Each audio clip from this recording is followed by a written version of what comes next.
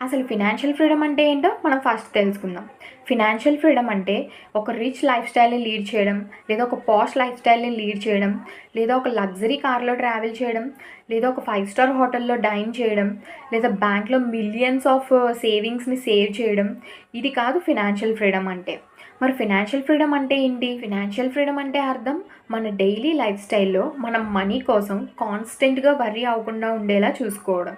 And లైఫ్‌లో unexpected emergencies వచ్చినప్పుడు అప్పు కోసం పరిగెట్టకుండా మన బ్యాంక్ బ్యాలెన్స్‌ని మనం ఉంచుకోవడం.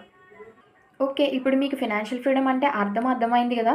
సో, మనం ఇప్పుడు ఈ ఫినాన్షియల్ ఫ్రీడమ్‌ని ఎలా అచీవ్ చేయాలి మన లైఫ్‌లో అనేది తెలుసుకుందాం. ఫినాన్షియల్ ఫ్రీడమ్‌ని ఓవర్‌నైట్‌లో అచీవ్ చేయలేం.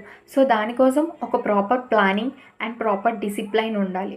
సో, మీరు మీ పిల్లలకి వాళ్ళు 1 ఇయర్ ఏజ్ టర్న్ అయినప్పటి నుంచే డైలీ ఒక సింగిల్ రూపీని వాళ్ళ మనీ బ్యాంక్స్‌లో సేవ్ చేయడం వాళ్ళకి నేర్పించండి. సో,